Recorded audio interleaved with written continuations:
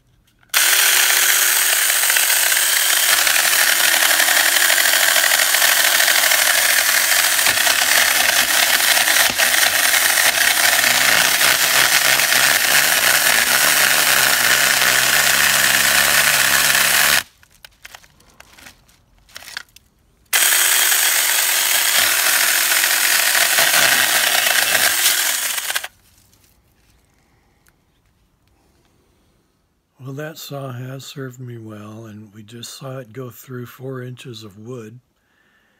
It did buck 2 or 3 times, and it's not as sharp as it used to be when I bought it, so it got bogged down and actually stopped. I think it got overheated. About 3 seconds later, it ran again, and it got through the rest of the limb. So, and I don't think it's going to stop me from getting all the rest of those branches, those smaller branches, taken care of. And again, I've got about 4 hours of running time on that saw up to this point. About 1 hour increments because of the need for the recharge. So do I think it's worth the $27.95 or whatever it was I paid for it? Yeah, after this amount of stuff that I got accomplished with it, yes, I do think it was a good expense. At $18.98, it's an even better deal. And if you only have light stuff to do with it, and you just go out occasionally and have a few branches to trim, not a major undertaking like I had, I think it's I don't see how you can beat the deal of 1898. However, if it does wear out, and it's easily replaced because it's not that it's not that expensive to buy another one.